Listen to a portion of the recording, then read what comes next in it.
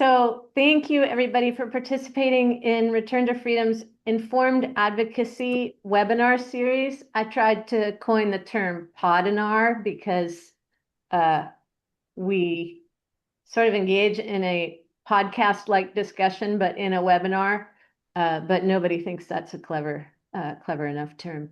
But what we're trying to do with this webinar series, which is approximately once a month, is dig a little deeper into some of the issues that concern wild horse advocates, researchers, stakeholders that are involved around the wild horse and burro issue in the West, and go a little bit beyond what you might see sort of flashing across your social media screens, really talk to a lot of people that are involved in this work very deeply, and then give an opportunity at the end for those of you that are interested in these deeper dives to ask questions and engage in conversation with either those of us hosting the webinar or our distinguished guests to these webinars.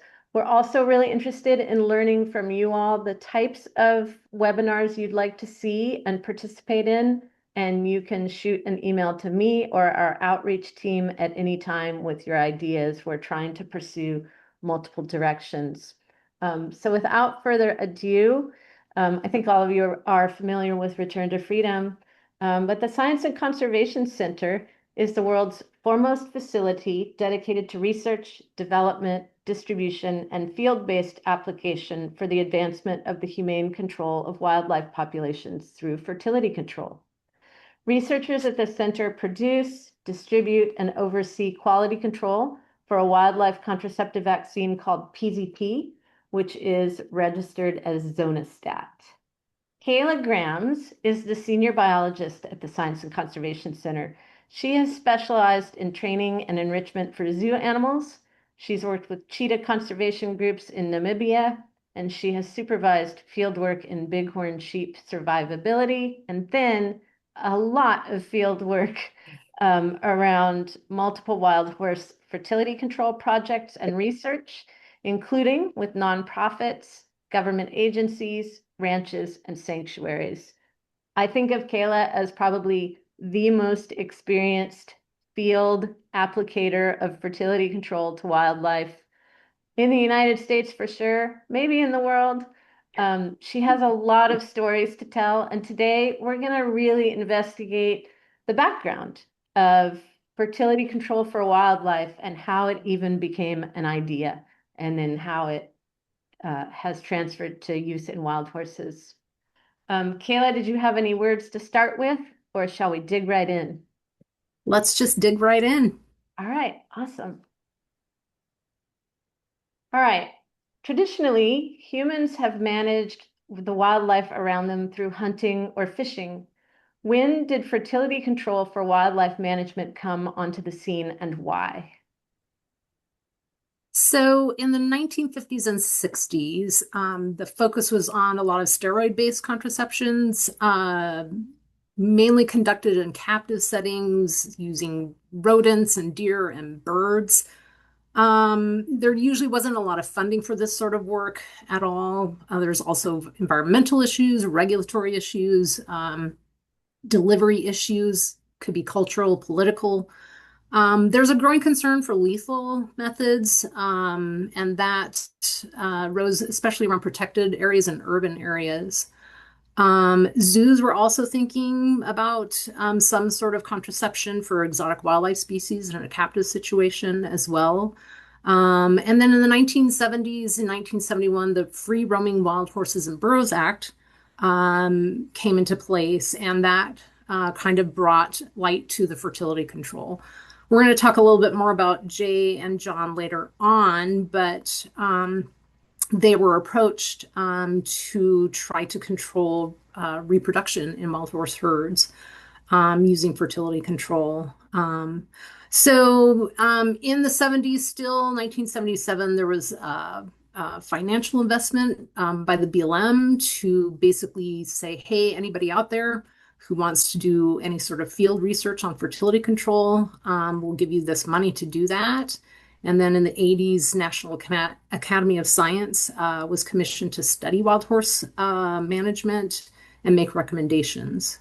and that. So Jay and John sort of started out in terms of wild horses with the Aztec horses in Maryland, and we'll talk about that a little bit more later.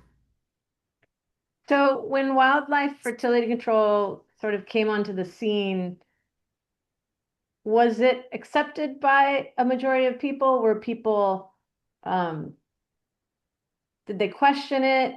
Did they know about it? Or was it just sort of quietly happening in the background as it was becoming an idea? Not necessarily for horses, but for any wildlife.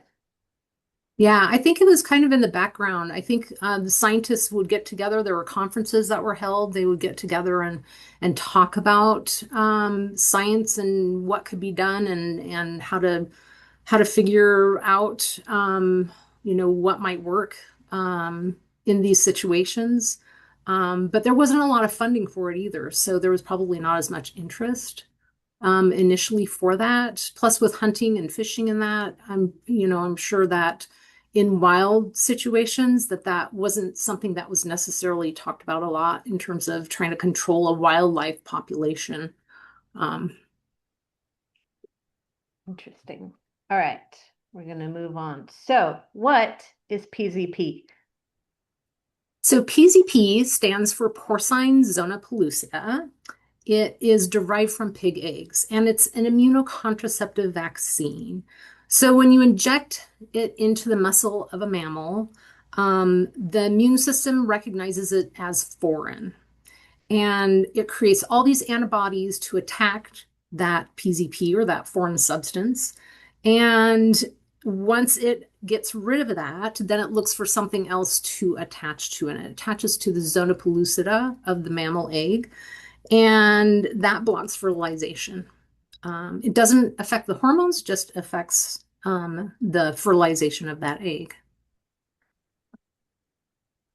Okay, and these pictures, do you want to describe any of them? Because they're pretty interesting.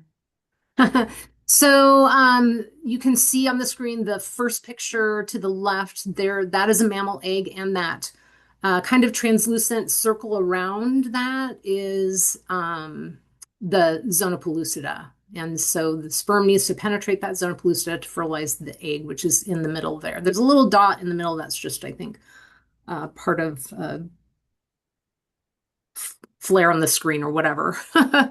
um, the picture on the right is just, with PZP, we do a lot of, we do our protein analysis, we dispense it, and just there's a process that's involved in terms of the lab work. And once it's dispensed and distributed to people, then darting commences.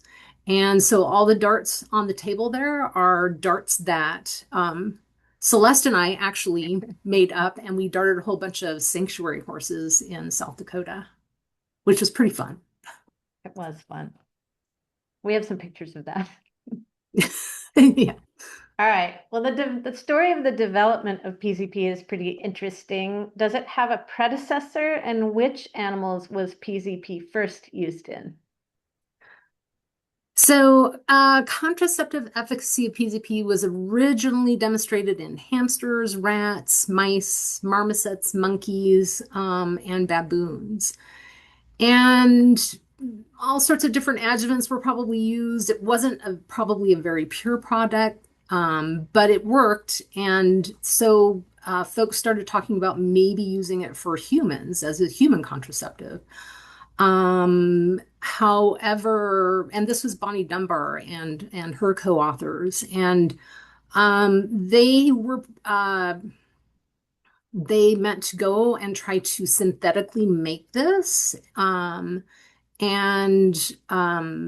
that basically was a difficult task to do. There's a lot of variability with the reversal effects of it. And so the regulatory agencies were concerned about being litigated against them. So they stopped the research and discontinued researching that. It was not going to be able to be produced for people. Bonnie Dunbar, basically, she created that process to make the PZP, and she worked at UC Davis. And then Erwin Liu, who was also at UC Davis, he also produced the PZP as well. Bonnie had gone to a different university, to Baylor, and then Erwin took up the process. And then he decided to study it in captive horses to see how that would work. I think BLM had gotten the research money, and Jay and John had, you know, submitted proposal. Erwin had, and also Yuli Seal. Yuli Seal got the money to do the research, and so Erwin said, "Well, I'm just going to study these horses in captivity and see how it works," and it worked really well. And so Dr. J. Kirkpatrick, Dr. John Turner, they basically working in Maryland, they had Assateague Island National Seashore had commissioned them to come and try to help with contraception in their herd. They didn't want anything, they wanted hands off. And so they started out using steroids, but they basically then approached Erwin Liu about producing PZP for the Assateague horses. And that's where it first got started, is in Assateague Island National Seashore. It was the first species of animal in the wild that it was used on. Oh, that's interesting. When you mentioned adjuvant, do you want to describe to people what the adjuvant is?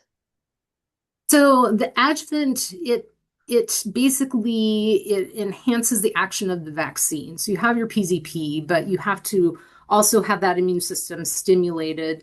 And so usually like a rabies vaccine, you have an adjuvant and it enhances the action, stimulates to stimulate the immune system.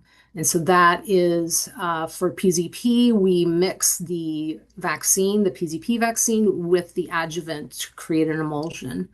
And we get a thick emulsion, and then that is what is delivered into the animal.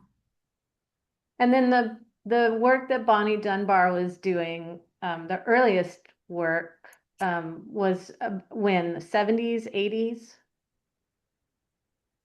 Yeah, the earlier work was in the 70s. Okay. Yeah, and then the 80s. Yeah. And Kayla and I were talking about Bonnie Dunbar yesterday, and she also happens to be an astronaut. So Oh. pretty cool. All right. Must be a different Bonnie Dunbar. Maybe. I don't know. It said she did fertility control research. Okay, Oh, okay. Hmm. my computer has frozen up. Give me a second.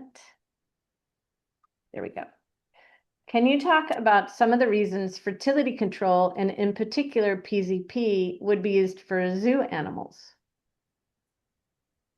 So there's a lot of different options for zoo animals for fertility control, and that's based on the species, specific species for those animals, and they might all have different reproductive plans. For PZP,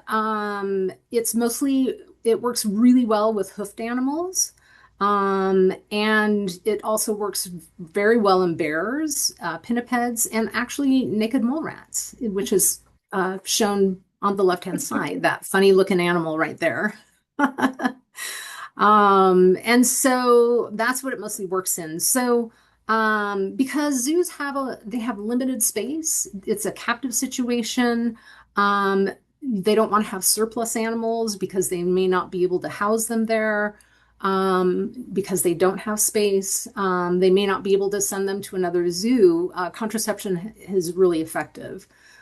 With that said, there's also reproductive programs, species survival plan programming that zoos follow. And so you may want to breed that animal. And the cool thing about PZP is that if they don't want to breed that animal right away, you can place them on PZP, and then take them off later, and they should come back to fertility. That can vary with each individual immune system of that animal, but there's no side effects. It's safe for pregnant animals. And that short duration of treatments, they'll come back and be able to reproduce again. So that's beneficial for zoos, because they can have a very rigid schedule on terms of when they want them to reproduce.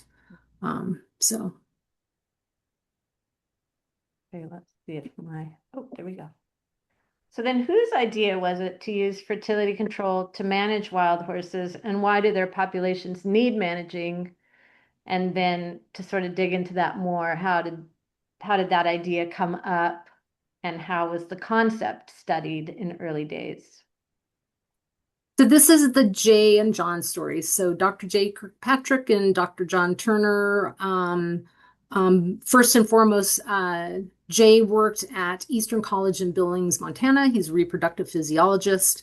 And when the Wild Horses and Burros Act was enacted, basically the Billings field office, Ron Hall, Gene Noon, they came to him and they says, hey, how do we prevent reproduction in wild horses? This act just happened, and we know that down the road there's going to be overpopulation, and we need to be able to manage these animals, and we want the science to be there to be able to do something to manage them. And Jay had no idea about wild horses. He was like, I don't even know, like wild horses, like where are they? What do we do? And so populations will increase over time. And so if you have overpopulation, it could be detrimental to the range, can affect other wildlife. BLM is multi-use, which means there can be cattle and sheep. And so you have to manage effectively for everything that lives on the land, even the land itself. And so these guys knew that, and so they wanted to get ahead of that because the horse numbers were increasing already at that time. And so Jay contacted John. They were colleagues in college, and so they started working on this issue. And they started out using steroid-based contraception on stallions first. They worked on horses that were taken off of the Pryor Mountains, working on stallions. And then the first field test was done in Challis, Idaho, where they anesthetized a stallion. They took a helicopter up, they darted it, anesthetized the stallion, and then they injected the steroid. And it worked, but it wasn't very logistical because you're going after all the stallions. It only takes one stallion to impregnate a mare. And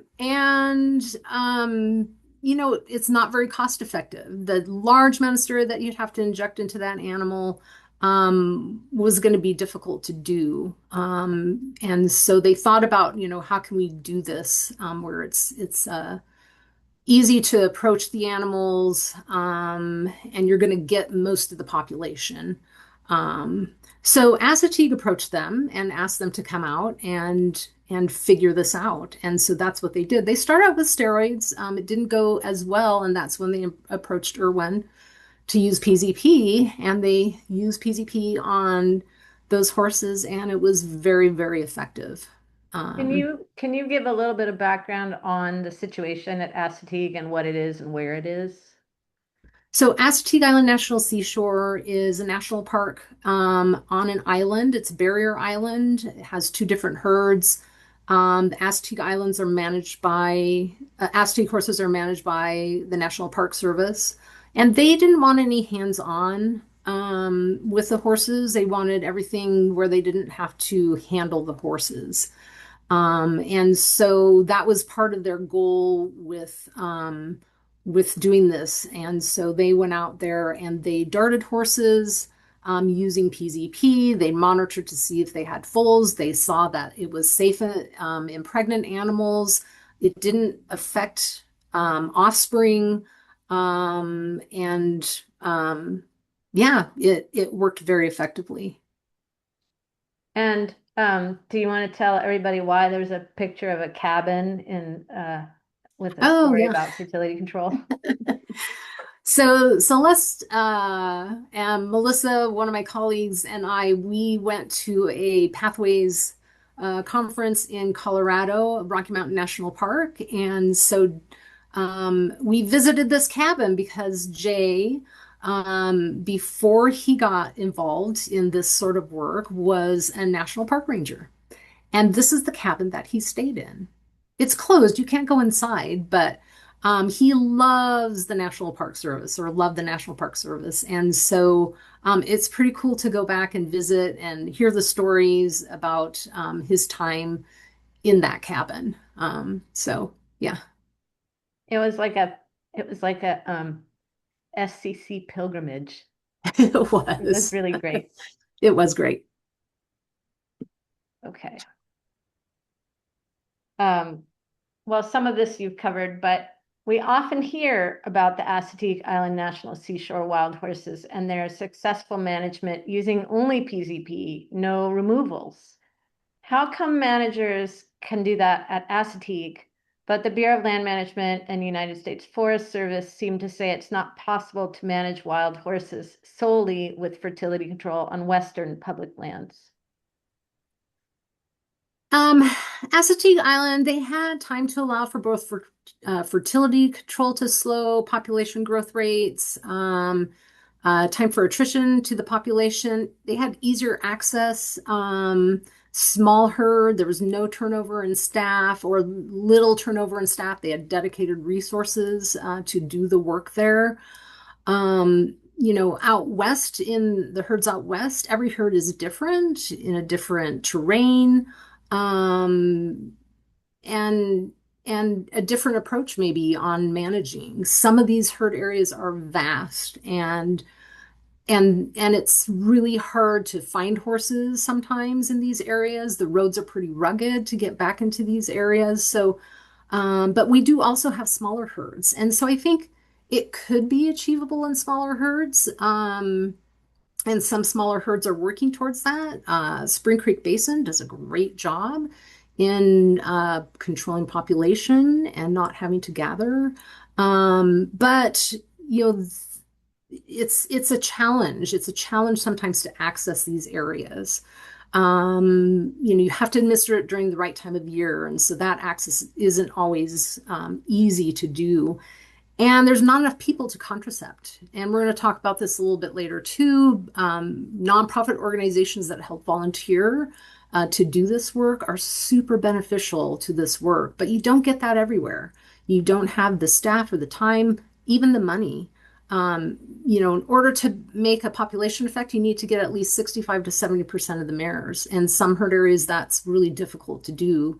And there's not a lot of human activity in some of these areas, so the horses are extremely wary and difficult. That's not to say that you can't come up with different strategies to maybe try to do something on a smaller scale. I'm always optimistic about that sort of thing. But that's, time and money plays a big factor in that. Yeah. So how is PZP used for wild horse population control currently? At the Science and Conservation Center, we work with nonprofit organizations, and these nonprofits work directly with the agency where the horses are at. And from the very beginning, Jay was always talking about, hey, we need to work with the people in the field, the people that are on the ground, and that's super important. And so we basically have worked with these folks to help them run their fertility control program, and they take off with it. These folks are super passionate, dedicated volunteers, and they volunteer their time, which is extraordinary. It's a lot of hard work, and I've done that. And I'm not, just thinking about all the people that volunteer their time to do that just amazes me that they have that dedication. It's super, super important. They monitor, they dart, they identify the horses, and they collect data on these herds, and that's a lot of work, and it's super incredible. So if you want to control the population growth rate on a herd management area or a Forest Service wild horse territory, do you just load up your dart gun and head out looking for a horse to dart? You could, but there's things that you need to do ahead of time. Some people might do that. First off, I always tell people you want to know whether or not you can dart that animal, field dart that animal. Can you get close? Are they approachable? Not all herds are approachable. Some herds are difficult to approach, and people still dart them. which is fine. But if you can't approach them, it's too difficult, then you want to look for other strategies. So first things first, I say, make sure that you're going to be able to field dart those horses. Um, you want to come and get trained by us. So Science and Conservation Center, we have a training program. It's a 3-day class where you learn everything there is to know about history, biology, immunology. We talk about strategies. We talk about how to identify horses. We work with the dart projectors. You learn about the vaccine, PZP. And so it's a pretty comprehensive course. And so that's required for you to use PZP to be able to dart horses with PZP. Um, and then, if you haven't already identified the horses, it's super important to be able to identify the horses ahead of contracepting them. Um, because you want to know your results. You want to know, is this working? Did I miss a window and didn't dart that horse in time? You want to be able to monitor whether or not they have a foal or they don't have a foal. So being able to identify them is extremely important ahead of time, knowing their groups, individuals, understanding the dynamics of the herd as well, knowing their behavior. That's important. Darting that lead mare last. That's is really important as well. And so these things that you want to learn and know ahead of time. And of course, you want to, when you're starting something up, you want to be working with your government agency that oversees the management of the horses. So you want to have some sort of uh, protocol plan in place and be able to work with them directly as well. Who makes better darters, men or women? You don't have to answer. Women do. I'm sorry, men.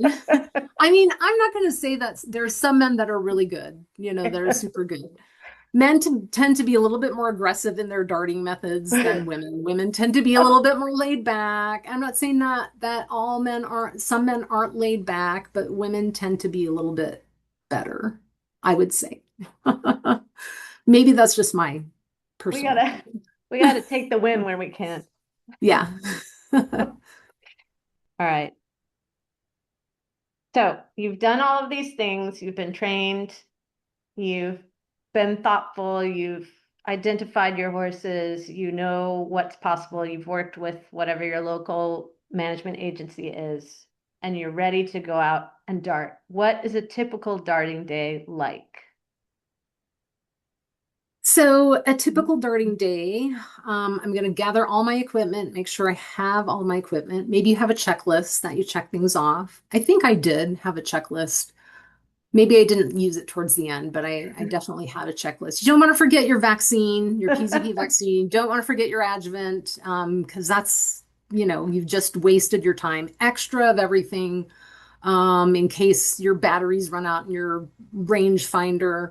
Your cooler with your dry ice. You also want to have your method of how you're identifying those horses so that you can identify them, unless you know them really well. Some people do.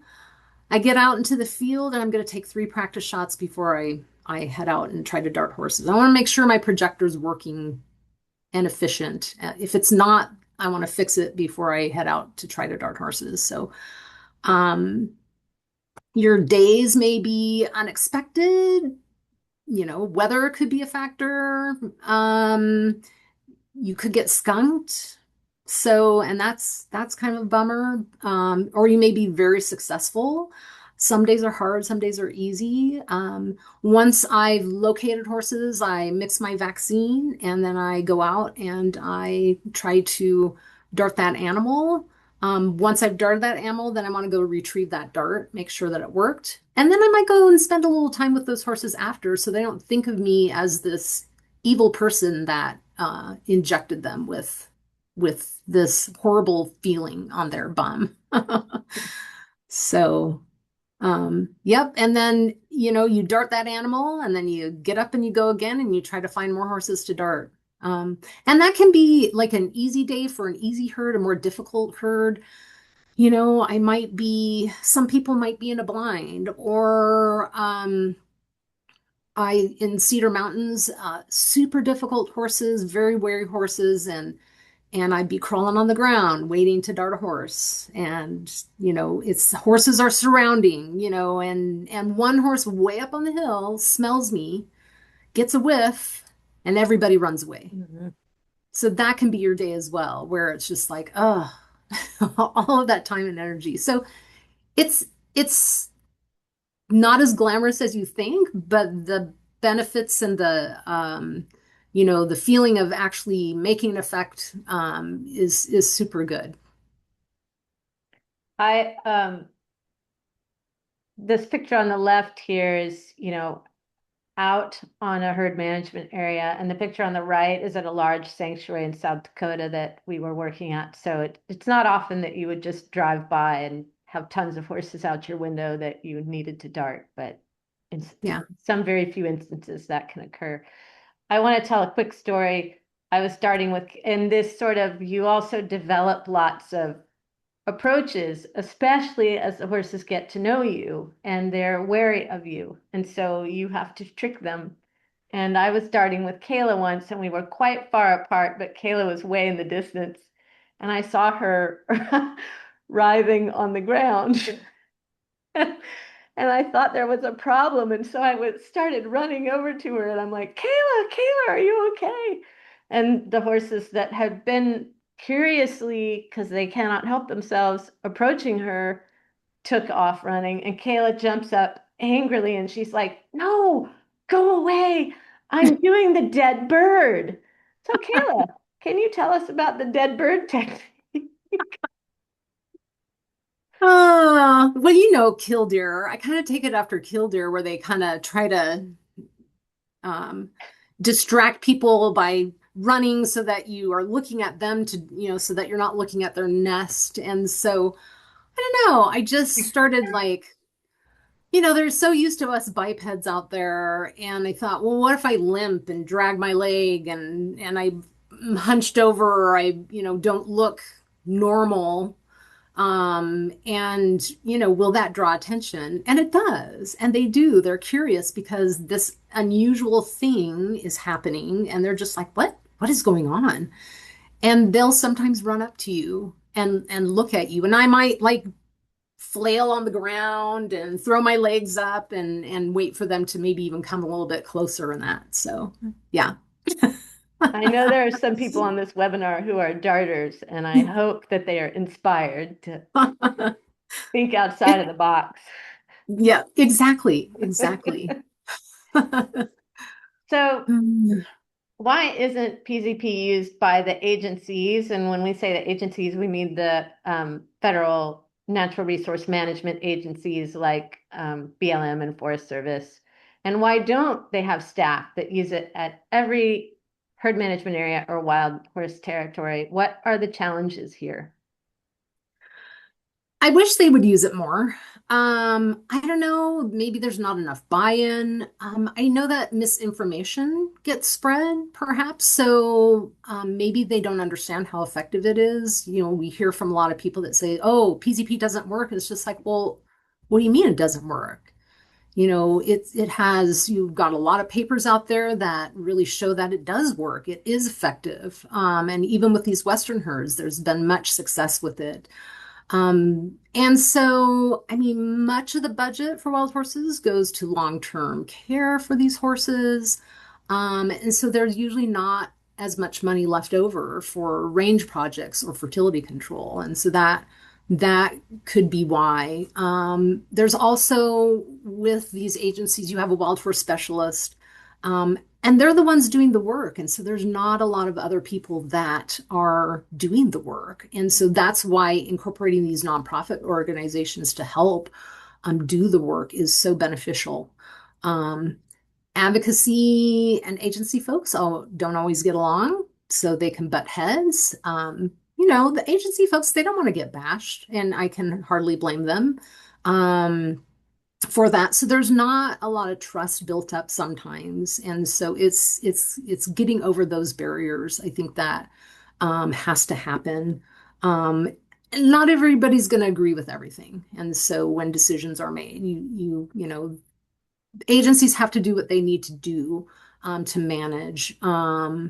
And management is built around gathers, which doesn't address the population growth rate. There's a cycle. We've been doing this over 30 years, and it's a cycle of gather, release, or not release, gather, remove, gather, remove, gather, remove.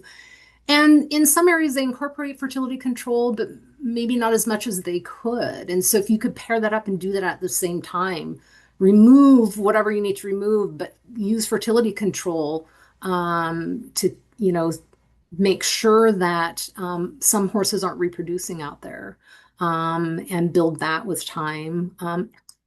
Every herd is different. And so I think that's a challenge in itself in terms of using PZP, because if you've got horses that are impressible to dirt, we basically, um, it's an annual booster every year.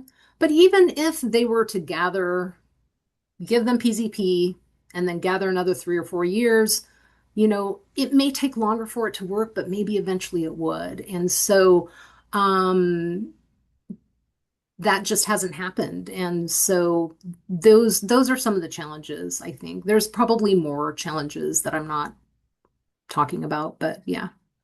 Well, and I want to be clear that none of this is blaming the No. agencies or the advocates or anybody. Yeah. There's just reality that is very present around these things, and bureaucracy is slow to change and hard to change and unwieldy.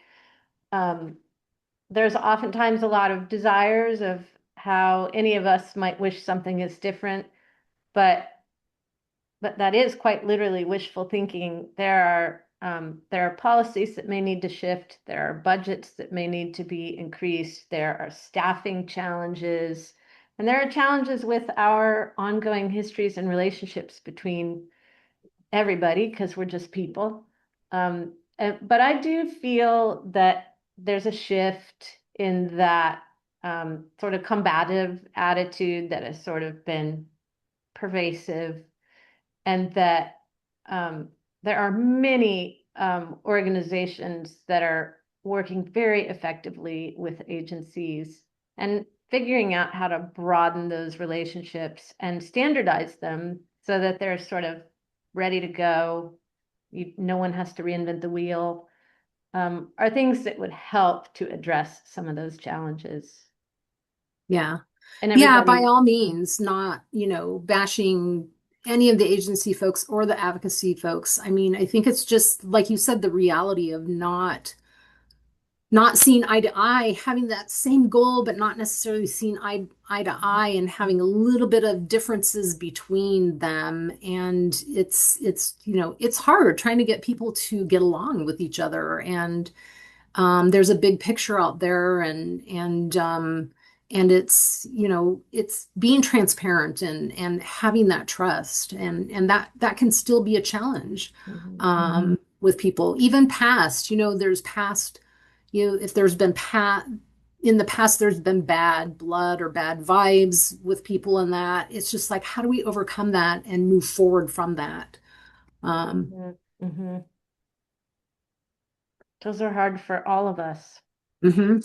Yeah. All right, now for some different stories. You have probably darted more horses in more varied situations on range than anyone else in the US, but that's not all you do. One of my favorite things that Kayla tells me she gets to do is runs drills for escaped wild animals in zoos. Can you tell us about that work? Yes. So I've done some capture and mobilization with urban deer out east. And then I've also worked in zoos before I got into this work. And so I basically, when I came to Science and Conservation Center, Jay originally was the conservation biologist. And so Science and Conservation Center would help them with, you know, immobilization for physicals, and or if there was an injury or they needed to do that. But AZA, or American Association of Zoos and Aquariums, basically, they require certain things for a zoo to be accredited, and one of them is, having these escape drills because the staff needs to be prepared. And it used to just be Science and Conservation Center that did a lot of the darting work because we have dart guns. And so the staff has been trained in the past, but then weren't practicing enough, and they kind of got more interested and said we need to do this on a regular basis. So a team was formed, and I basically, based on my experience, I basically run the escape drills. So, and they have to do so many every year anyway. And so, our team basically, I run them through a drill scenario of an animal escaping, and then basically they have to go out and uh, perform the procedures that they would do when an animal escapes. Whether it's a dangerous animal or a not so dangerous animal, they need to go through that drill because in a real life situation, you may be caught off guard if you're not like really kind of thinking things through in your head. And so I try to have them think about things on how they would react or what they would do. And so it's a lot of fun. I create little props for them that they have to dart, and this last one was a takin, and they had to go search for the takin because a lot of the drills that are run, typically it's kind of easy. I'm going to dart the animal or the pretend animal, and then we're done, sort of thing. And so I kind of wanted them to work a little bit harder to locate the animal. What is a talking? Oh my goodness. It's a hoofed animal from Asia that is at our zoo, and they kind of look like, I think they were copied after, if you've seen Beauty and the Beast, they were copied after the Beast, and so that's what they would look like. Oh, Yeah. I remember them. Yeah. So, Well, we're getting near, we've got about 15 minutes to the top of the hour. Um, First of all, thank you very, very much, not just for your patient responses to these many questions, but for your lifetime of work in sort of in pursuing conservation that considers the welfare and humane treatment of animals. It's hard to do, and different people have different definitions of welfare and humane, so that makes it even harder. Um, at Return to Freedom, when we first became a sanctuary, um, our founder, Netta DeMeo, was looking for options. You don't want to have unchecked growth at a sanctuary, especially because you are a closed system and it's not responsible. But we wanted to allow family bands to be together. And so in 1999, Jay actually came to the sanctuary, the brand new sanctuary, to start helping implement a fertility control program. And we're like the fourth relatively large horse PZP program in the world. And that was kind of a it was a nice thing to be because it was thinking outside of the box for the advocacy community to begin thinking about how do we kind of meet in the middle with the thoughts and ideas behind advocacy and the thoughts and ideas behind land management, which don't always go together. Oftentimes they do. So we're proud and happy to have been a part of Science and Conservation Center for a long time. I know a lot of people on this webinar have deep experience with Science and Conservation Center and with Jay in particular. And I think we can all appreciate that we're all still here doing the work and trying hard to broaden it. So if you are part of this webinar and you're interested in encouraging the use of fertility control for management of wild horses and burros, you can see on the left-hand side of this slide where you can go on Return to Freedom's website for information about how to advocate for that, for the agencies being able to, which means being properly staffed and properly funded and properly supported.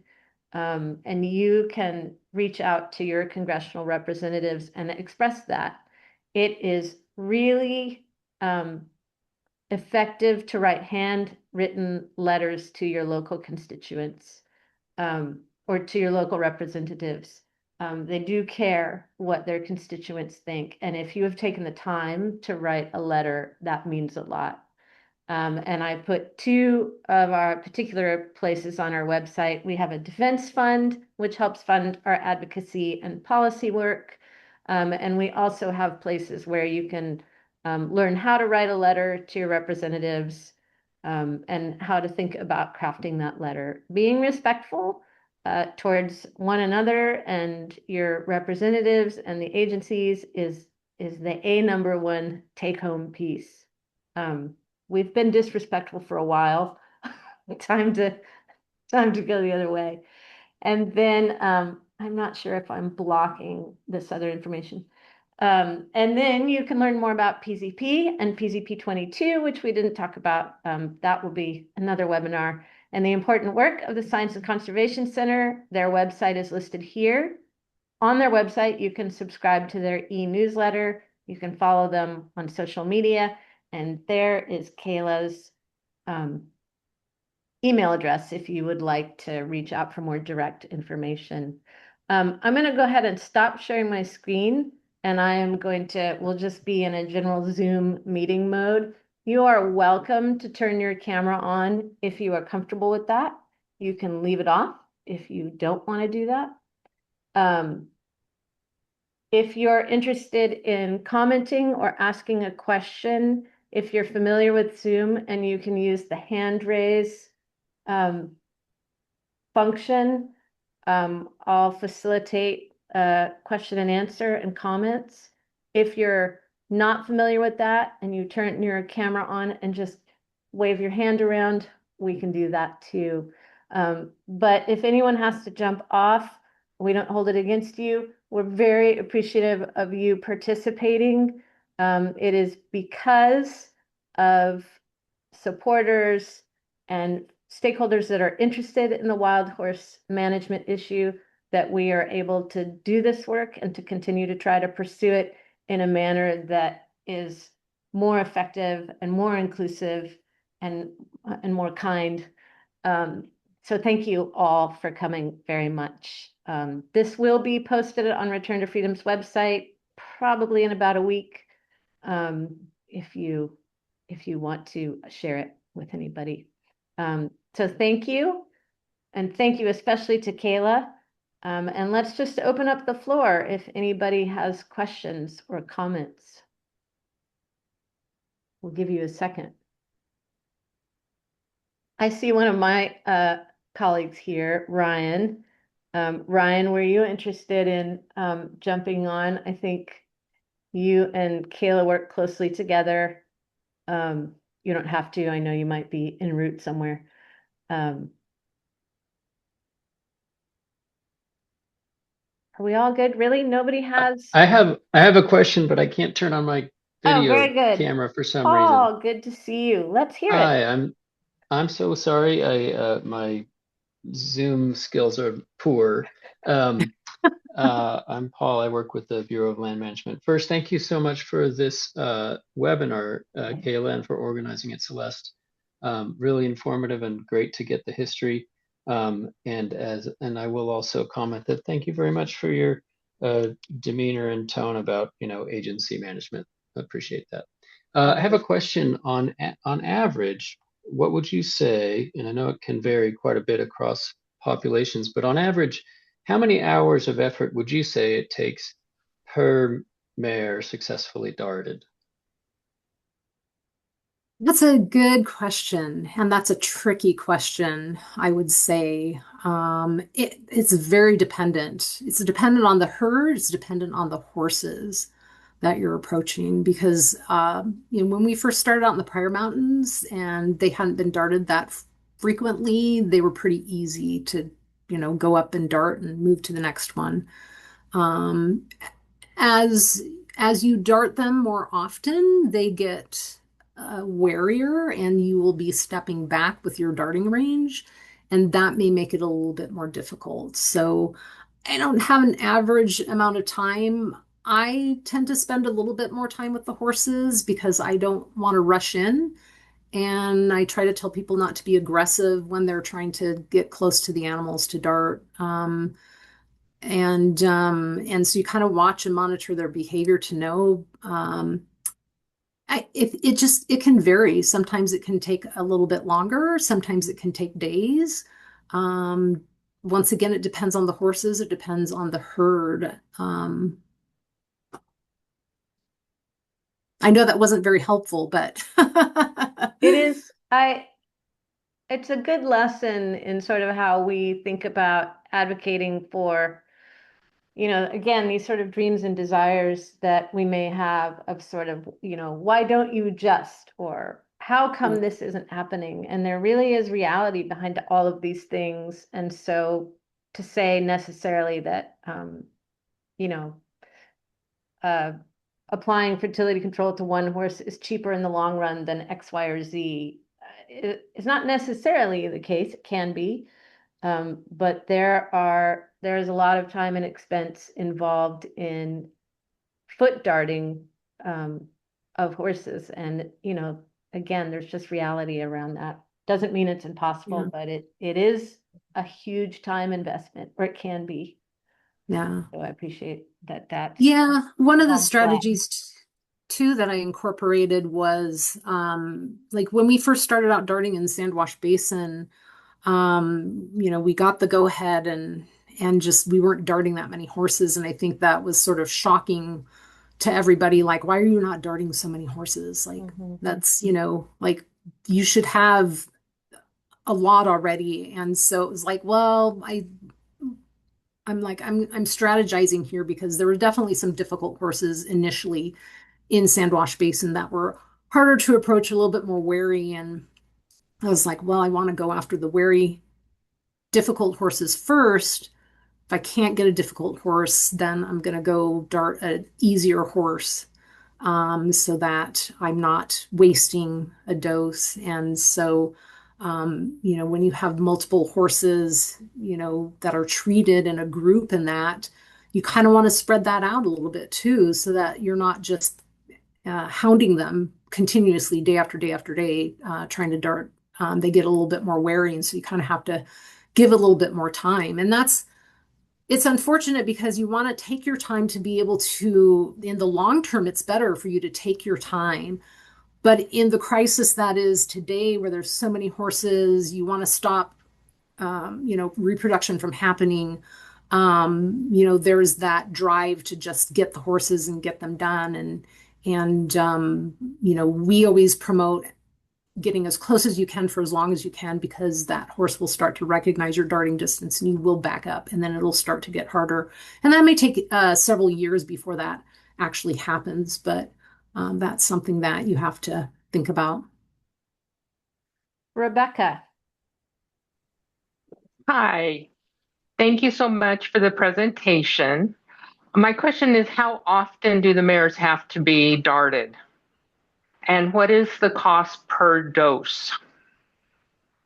So basically, we start out giving them a primer that primes the immune system, and then 2 to 4 weeks later, you want to give a booster. And then every year after, then you want to give a booster. And so it's an annual booster that they're given. And so that's the procedure that you would follow. The cost per dose has gone up a little bit. And I'm like looking at my cheat sheet because I have so many different numbers in my head, but it's $38 a dose for PZP. The adjuvants have a different cost. We've got because you're using different adjuvants. The first adjuvant basically is a modified Fourier's complete adjuvant. It has these fractionated cell walls, and this basically helps to activate that immune system. And that cost is a little bit more. It's about $29 for a vial, but there's 20 doses in that vial. And then the adjuvant, the incomplete adjuvant, is a little bit less than that. So it's probably maybe around 40-ish, $40+ per application. Thank you. Thank you. And Thank then you for that. there's a couple of questions in the chat is there any effect to a foal if an already pregnant mare is darted? There's not. It does not affect the pregnancy of that foal. Keep in mind that the when injected, those antibodies look to attach the zona pellucida of that egg. So it's eggs that are being ovulated, and so there's no harm to any foal. And are there remote darting methods you would recommend or humane ways to gather a group of horses to dart in one go?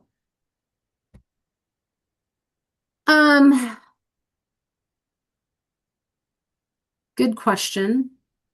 In terms of a good way to gather horses in that, I'm not sure what that would be. I think bait trapping can be very beneficial, but you also, that can be risky as well. I mean, you can get horses that get a little wild and they can run into those panels and break a neck as well. And so you have to be very cautious around those situations. Gathering a large group of horses, the agencies, they use a helicopter. And there are really good pilots out there that are very gentle with those horses, bringing them in. It can be very stressful for the horses for sure. But other than that, I don't know of other methods. Maybe other people have other ideas on how you would safely and humanely collect those horses. I'm not sure what that would be. And what was the first question? I forgot. Are there remote darting methods you would recommend?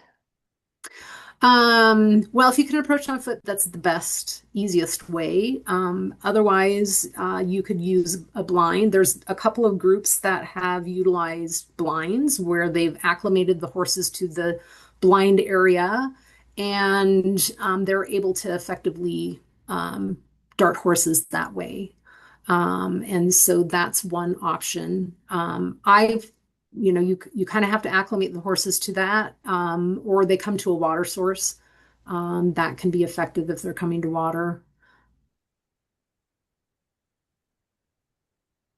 Anybody else? I actually, the power was cut at my house today. I worked from home, so I had to come to the library and check out a room for 1 hour. So I might get kicked out here any minute. But if we have any final questions, a reminder, my email address is listed in the confirmation email you received if you registered through our website or social media. You're welcome to email me and I can hook you up with Kayla if it's something specific to Kayla, or if you have any comments about upcoming webinars, I would welcome them and love them.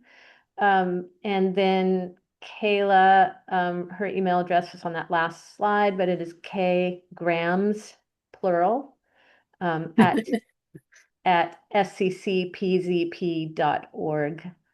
You can also find her contact information on their website. So I'll give everybody another second if anybody has a last question.